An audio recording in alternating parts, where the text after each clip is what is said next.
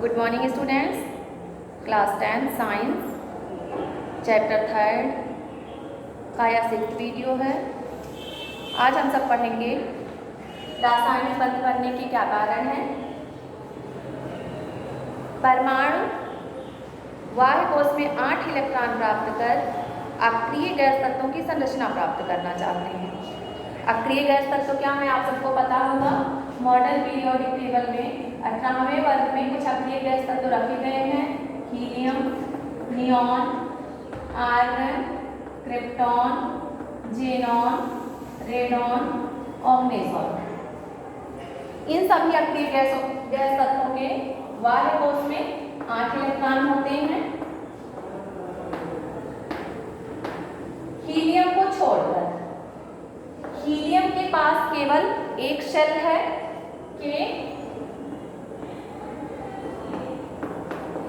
के में maximum 2 electron रह सकते हैं। यल में 8, यम में 18, एन में 32। तो इसके पास एक ही शेल है के, इसमें 2 इलेक्ट्रॉन रह सकते हैं मैक्सिमम, तो 2 इलेक्ट्रॉन है। और हीलियम के अलावा और सभी गैस तत्वों के बाह्य कोश में 8 इलेक्ट्रॉन होते हैं। ये पिछले वीडियो में मैं आप सबको बता चुकी हूँ।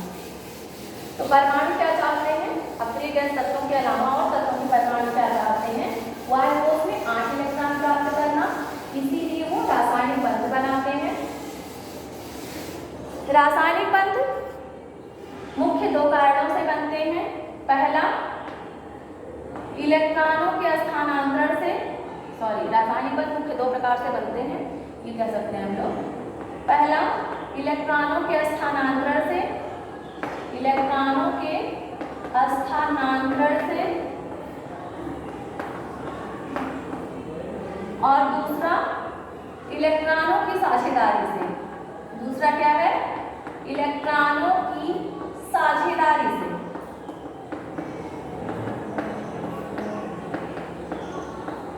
ये 2 प्रकार से रासायनिक बंध बन सकते हैं। चाहे इलेक्ट्रॉनों का स्थानांतरण हो जाए, एक कोई परमाणु इलेक्ट्रॉनों को डोनेट कर दे और दूसरा परमाणु एक्सेप्ट कर ले। इस प्रकार से भी उनका ऑक्टेट कंप्लीट हो सकता है, मतलब वो अष्टक के नियम का पालन कर सकते हैं, ऐसे कह सकते हो अस्थायी हो सकते हैं, या फिर इलेक्ट्रॉन की साझेदारी कर ले। इन दोनों आधार पर रासायनिक बंध मुख्य 2 प्रकार के होते हैं। पहला, आयनिक बंध या जिसे वैद्युत संयोजक बंध कहते हैं। पहला क्या है, वैद्युत संयोजक बंध। वैद्युत संयोजक बंध या इसी को आयनिक बंध भी कहते हैं, या आयनिक बंध, इलेक्ट्रोवैलेंट और आयनिक बॉन्ड। दूसरा है सहसंयोजक बंध।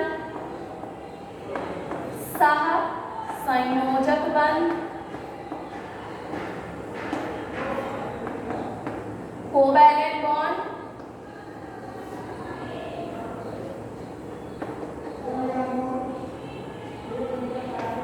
तीसरा है, ये 2 मुख्य प्रकार हैं। इसके अलावा सिड्विक और लॉरी ने एक तीसरे प्रकार का बंध बताया जिसे उप सहसंयोजक बंध कहते हैं। उप सहसंयोजक बंध।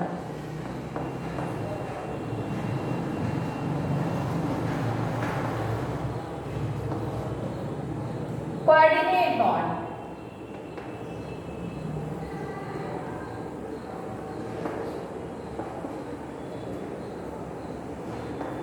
मेन 2 टाइप हैं, वैद्युत संयोजक बंध या आयनिक बंध। सेकेंड, सहसंयोजक बंध, कोवैलेंट बॉन्ड। और सिड्विक और लॉरी ने एक तीसरे प्रकार का बंध दिया जिसे क्या कहते हैं, उप सहसंयोजक बंध कहते हैं, कोऑर्डिनेशन बॉन्ड कहते हैं।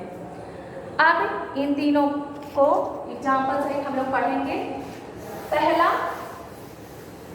वैद्युत संयोजक बंध या इसे क्या कहते हैं, आयनिक बंध भी कहते हैं।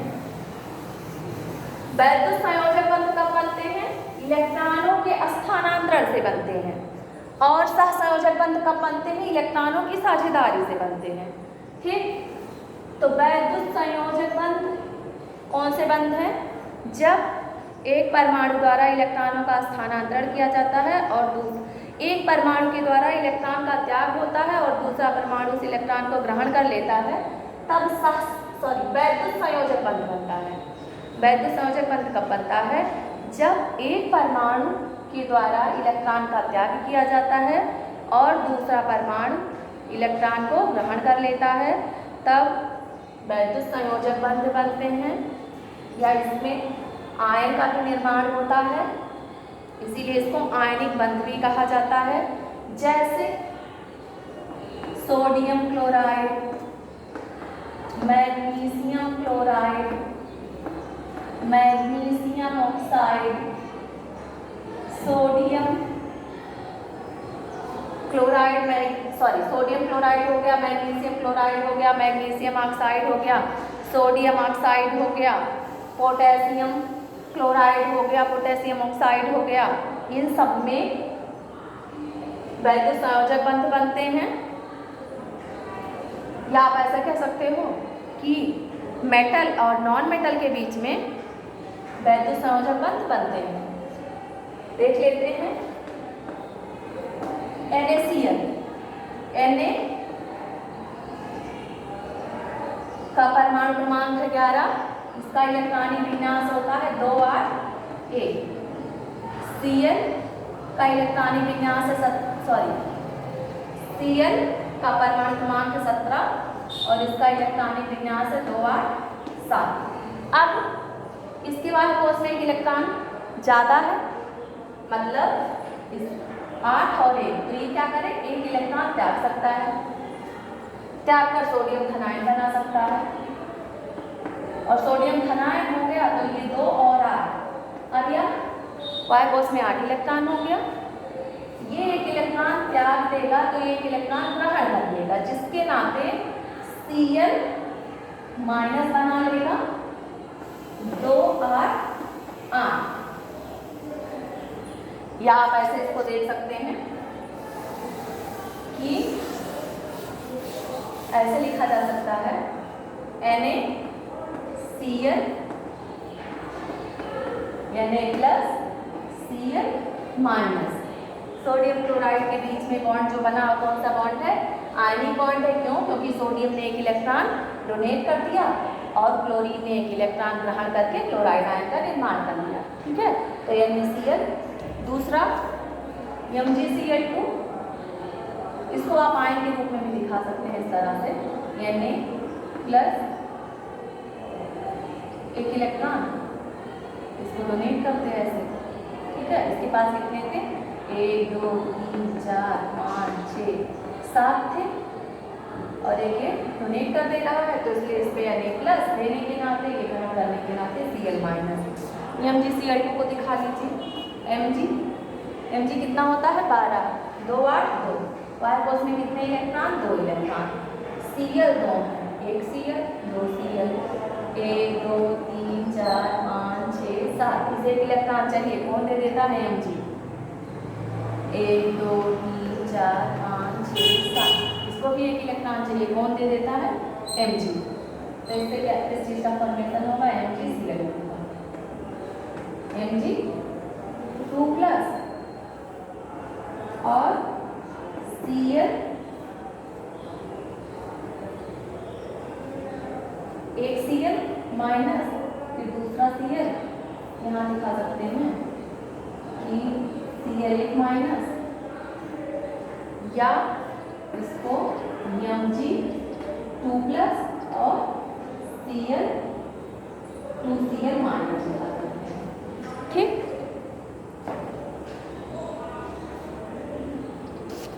तीसरा MgO,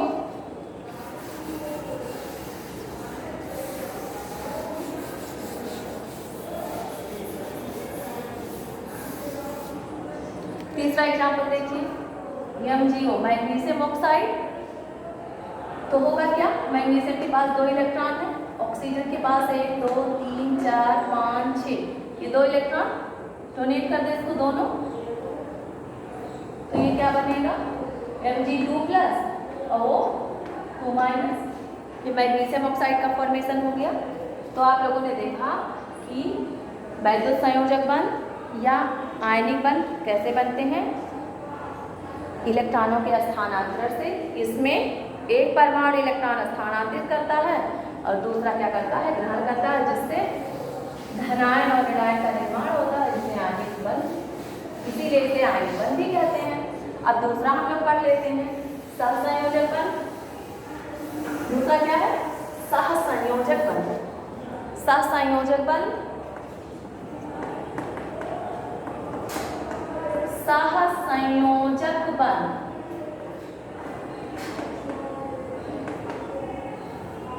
electrovalent bond. Electrovalent bond कैसे बनते हैं, इलेक्ट्रोवैलेंट बॉन्ड इलेक्ट्रॉनों की बराबर की साझेदारी से बनते हैं, जैसे H2 O2 Cl2। सहसंयोजक बंध कब बनते हैं, इलेक्ट्रॉनों की साझेदारी से बनते हैं। इसमें दोनों परमाणु बराबर बराबर इलेक्ट्रॉनों की साझेदारी करते हैं। ये भी एग्जाम्पल ले सकते हैं इसका, हम लोग एक एक को देख लेंगे। जैसे H2 है, H2 बनता कैसे है, हाइड्रोजन के बीच में एक एक इलेक्ट्रॉनों की साझेदारी होती है। क्यों, क्योंकि हाइड्रोजन क्या चाहता है, हीलियम की संरचना प्राप्त करना चाहता है।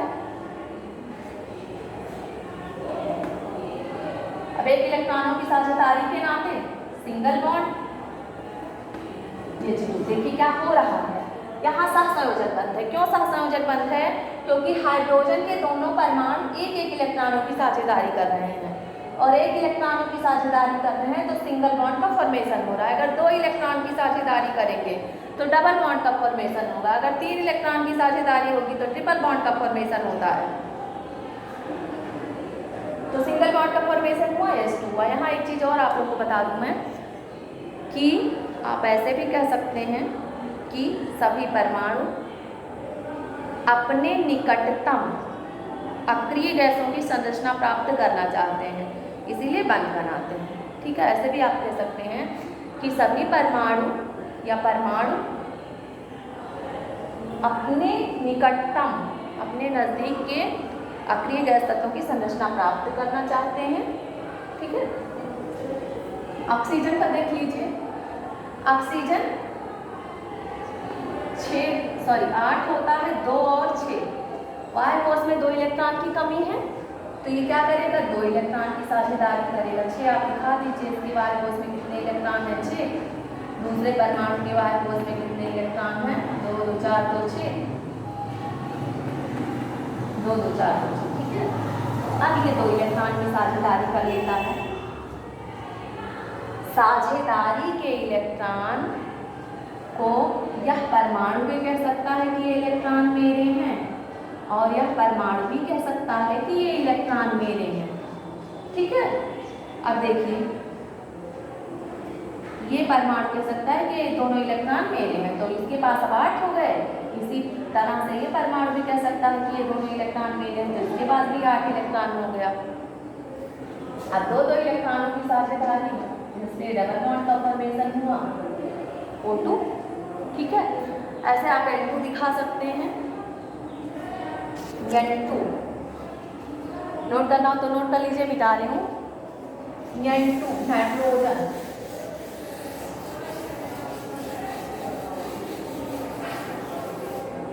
N2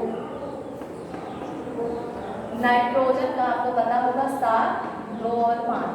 वाई कोष में 5 इलेक्ट्रॉन, 1 2 3 4 5, 1 2 3 4 5। इनको 3 इलेक्ट्रॉन की जरूरत है, 3 इलेक्ट्रॉन की साझेदारी कर लिए। अब 3 इलेक्ट्रॉन की साझेदारी किए हैं तो ट्रिपल बॉन्ड का फॉर्मेशन होगा, ये ट्रिपल बॉन्ड है N2। ऐसे ही आप HCl दिखा सकते हैं। जैसे अभी तक आप लोगों ने जितने भी एटम देखे, मॉलिक्यूल का फॉर्मेशन देखा आप लोगों ने, अणुओं का निर्माण, उसमें समान परमाणु थे, सेम एटम थे। ये डिफरेंट है। हाइड्रोक्लोरिक एसिड का निर्माण, हाइड्रोजन हीलियम की संरचना प्राप्त करना चाहता है, जिसके पास एक इलेक्ट्रॉन है तो प्राप्त करना चाहता है। Cl 17 है तो 18 यानी कि आर्गन की संरचना प्राप्त करना चाहता है, तो इसके पास वाई को उसमें 7 इलेक्ट्रॉन है। ये क्या करेगा, एक इलेक्ट्रॉन की साझेदारी कर देता है। क्या आप ऐसे कह सकते हो कि ये हाइड्रोजन से एक इलेक्ट्रॉन की साझेदारी कर रहा है। अब Cl कह सकता है कि मेरे पास 8 हैं, हाइड्रोजन भी कह सकता है मेरे पास 2 हैं। एक एक इलेक्ट्रॉन की साझेदारी के नाते सिंगल बॉन्ड। तो हाइड्रोक्लोरिक एसिड में कौन सा बॉन्ड है, सहसंयोजक बॉन्ड है। तो ये आप लोगों ने देख लिया दूसरे प्रकार का बंध, सहसंयोजक बंध। अब हम सब तीसरा बंध देखेंगे, उपसहसंयोजक बंध। उपसहसंयोजक बंध को ट्रिपिकॉन लॉरी ने दिया था, मुख्य यही 2 ही हैं। तीसरा उपसहसंयोजक बंध देखिए,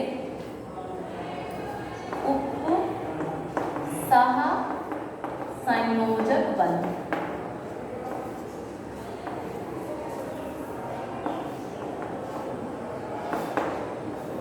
कोऑर्डिनेशन कौन, उपसहसंयोजक बंध क्या है, उपसहसंयोजक बंध भी इलेक्ट्रॉनों की साझेदारी से बनते हैं, लेकिन इसमें साझेदारी का इलेक्ट्रॉन केवल एक परमाणु के द्वारा दिया जाता है।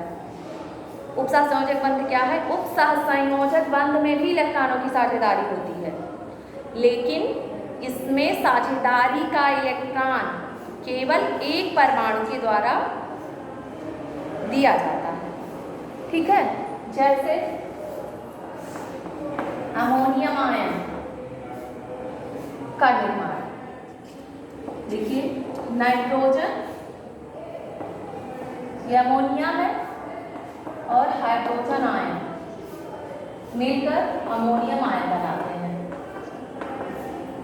होता क्या है, नाइट्रोजन, अभी आप लोग देखिए नाइट्रोजन को 3 इलेक्ट्रॉन की जरूरत है, ठीक। तो यहाँ पे 3 हाइड्रोजन है, अमोनिया में इलेक्ट्रॉन की साझेदारी से बॉन्ड बन गए हैं। यह सहसंयोजक बंध है। अमोनिया में किस प्रकार का बंध है, सहसंयोजक बंध है। आप बता सकते हैं कैसे, देखिए नाइट्रोजन के पास 5 इलेक्ट्रॉन होते हैं, पांचों हमने दिखा दिया। हाइड्रोजन के एक इलेक्ट्रॉन को हम दिखा रहे हैं। अब हाइड्रोजन को 2 इलेक्ट्रॉन चाहिए और नाइट्रोजन को कितने इलेक्ट्रॉन चाहिए, 3 इलेक्ट्रॉन चाहिए, तो एक एक इलेक्ट्रॉन की साझेदारी कर ले रहा है। ठीक है, नाइट्रोजन के पास 8 इलेक्ट्रॉन हो गए और हाइड्रोजन के पास 2 इलेक्ट्रॉन हो गए, तो ये अमोनिया का निर्माण हो गया। अमोनिया में किस प्रकार का बंध है, सहसंयोजक बंध है। हम लोग को क्या पढ़ना, उपसहसंयोजक बंध पढ़ना। अब देखिए ये हाइड्रोजन आयन के पास कोई इलेक्ट्रॉन नहीं है, तो होता क्या है, इसके पास 2 इलेक्ट्रॉन हैं, ये दोनों इलेक्ट्रॉन ये H+ को दे देता है। अब यहाँ साझेदारी तो हो रही है, लेकिन केवल साझेदारी के इलेक्ट्रॉन को कौन दे रहा है, नाइट्रोजन दे रहा है। इसलिए यहाँ किस प्रकार का बंध है, उपसहसंयोजक बंध है। और उपसहसंयोजक बंध को इस तरह एरो से दिखाते हैं।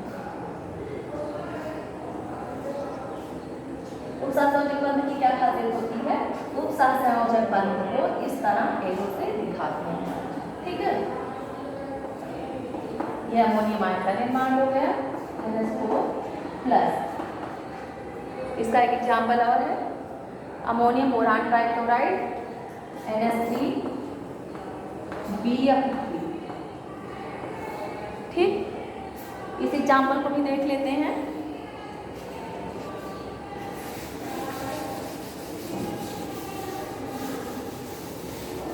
अमोनिया का स्ट्रक्चर आप लोगों ने देख लिया। अमोनिया में कौन सा बंध है, सहसंयोजक बंध है NH3।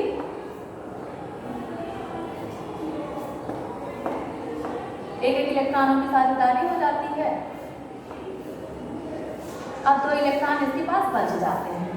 ठीक है, एक लोन पेयर बचे हुए हैं। ये अब BF3 में हम लोग को संरचना दिखाना है। अब यहाँ देखिए BF3 फ्लोरीन का होता है 9, 2 और 7, वायरकोस में 1 इलेक्ट्रॉन की कमी है। बोरान होता है 5, 2 और 3, इसके वाहिमोस में 3 इलेक्ट्रॉन है, 1 2 3। फ्लोरीन के पास 7, 3 4 5 6 7, 1 2 3 4 5 6 7, 1 2 3 4 5 6 7। अब देखिए एक एक इलेक्ट्रॉन की साझेदारी हो रही है। हुआ क्या, यह फ्लोरीन के पास 8 इलेक्ट्रॉन हो गए, इसके पास भी 8, इसके पास भी 8। बोरान के पास केवल 6 इलेक्ट्रॉन मिले, 3 पहले से थे और 3 की साझेदारी कर लिया, 6 हो गया। अभी भी इसको कितने चाहिए, 2 इलेक्ट्रॉन चाहिए। तो 2 इलेक्ट्रॉन कौन देता है, नाइट्रोजन। और 2 इलेक्ट्रॉन देने के नाते इस तरह एरो लगाते हैं, इसलिए इसके बीच में कौन सा बंध बन रहा है, उपसहसंयोजक बंध बन रहा है, NH3Br3। ठीक है, तो ये उपसहसंयोजक बंध का एग्जाम्पल था आज के वीडियो में। बस इतना ही। अगर 10th का न्यू सिलेबस हम लोग देखते हैं तो चैप्टर 3 यही कंप्लीट हो जाता है। धन्यवाद।